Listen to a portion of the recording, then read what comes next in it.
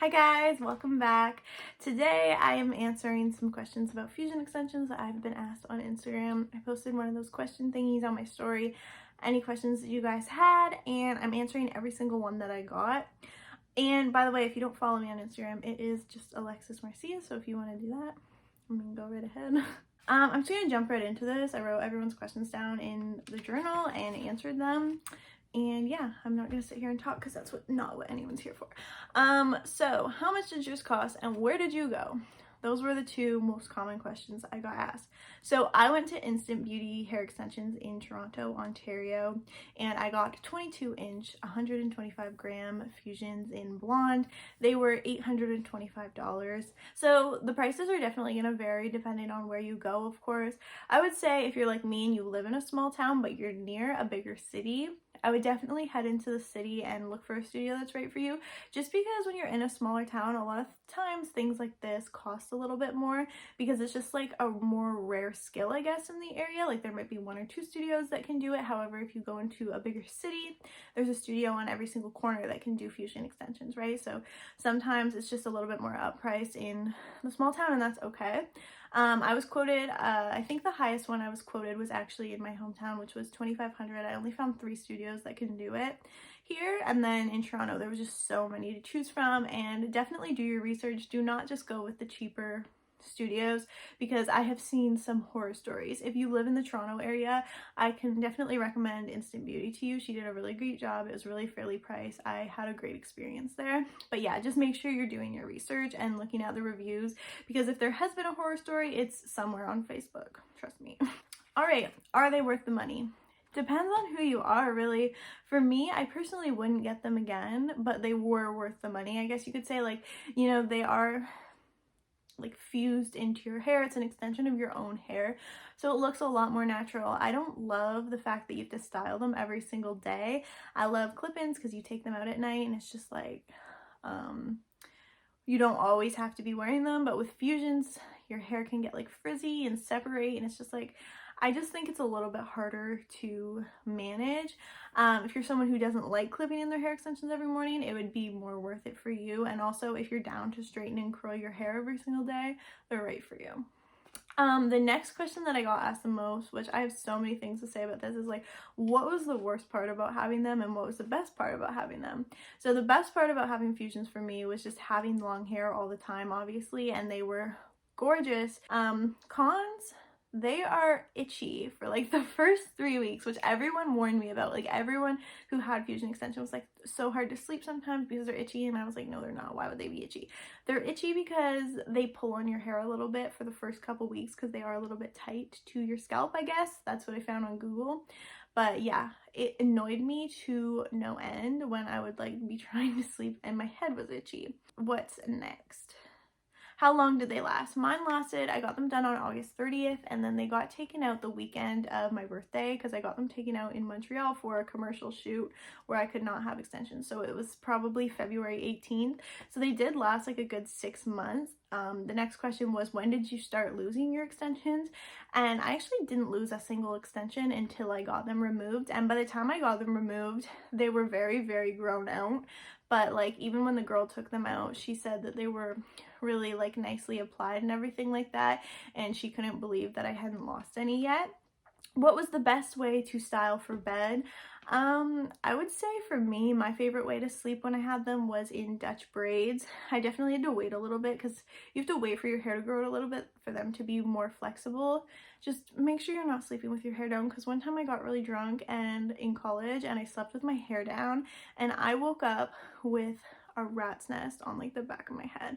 And that brings me to another question. I don't know where it is, but somebody asked if they ever got matted. One time they got matted. It was because I was drinking and I didn't put my hair before bed, and it was right here. The next morning I spent about 2 hours gently pulling them apart. I went to Winners and bought hair oil, which you're not supposed to put oil near them, but I literally didn't know what to do. It was so bad. It's like used a wide tooth comb and like gently pulled them apart and combed through it for literally so long, and then it finally came out. Do not sleep with your hair down, please, please. Are they hard to style? Sometimes, yeah, especially if you're like me. I have very, very frizzy hair, and since the hair extensions are like perfect, like if I would go out and it was like super rainy or something, my natural hair would get soaked and then dry naturally, but the extensions would just like dry perfectly, and then that's what like really got to me and made me really annoyed with them. Did they damage your hair? If they did damage my hair, it wasn't noticeable because I never noticed any issues. My hair did shed when they were removed, but I'm guessing that's because my hair was shedding as they were like fused in there anyway. You know what I mean? So then it was just like stuck in the fusion, and then as we pulled them out, the shedded hairs came out as well. So it looked like more hair was shedding than it was, I think. But yeah, like if it damaged my hair, mind you, I do have extremely thick hair. So it might be less noticeable. Like if you have thinner hair, it might be more noticeable, but I didn't see any damage. So yeah, the next question was basically like, do you prefer clip-ins or fusions? I personally prefer clip-ins because I like to play with my look, and also like it was really annoying when my hair would get wet or something like that out in public or humidity, and then my hair would like separate from the fusions and it looked kind of crazy.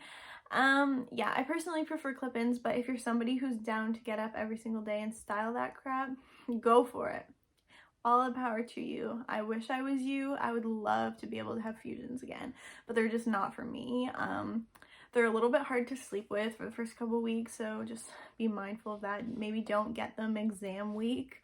100% do not get them exam week if you're in college or high school, because you won't be sleeping and you won't be able to focus on your exam because you will be itching your head the entire time.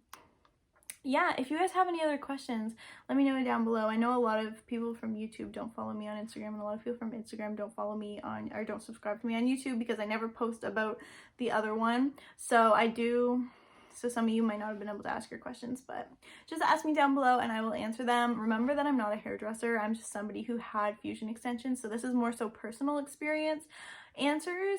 I don't actually know anything like technical or smart about fusion extensions. So like if you want to like remove them at home, I'm not the gal to ask, but definitely don't remove them at home. I saw a girl, I'm not going to name her, remove hers with peroxide and tweezers on YouTube, and I was like, go to a studio, please, because everyone's worried about their hair getting damaged, and that is how your hair gets damaged. It's not the fusions, it's the tweezers and the peroxide or nail polish remover or whatever she had, and she was just like working at it, and it's like, it just made me cringe because like when I went to get them removed, I went to a really good studio, and she just like, they gently came out of my hair, and this girl was just like really working at it. So, you know, I'm not gonna name names, but please don't do that. Please don't follow that tutorial. I don't mean to like call that girl out or anything like that if you've seen the video, because I mean, she can do whatever she wants with her own hair. I'm just saying it's probably not the best idea for you to follow that tutorial if you're looking to get them removed. I would just say get them removed professionally. I've heard like you can remove them with like a straightening iron, and you can use like acetone and the pliers, which you can do, but I would say just go to a studio. Like mine came out really effortlessly, and like no tugging on the hair at all. And yeah, I've definitely seen some videos where they're like pulling on their hair, which is never good. And I can't give you advice on how to remove them at home anyway, because again, I'm not a hairdresser. I would love to go to hair school one day, but today is not that day. So have a good day. I love you guys. I hope I was able to answer some of your questions. I guess that's everything. I hope I was able to help y'all out. Have a good day. Bye.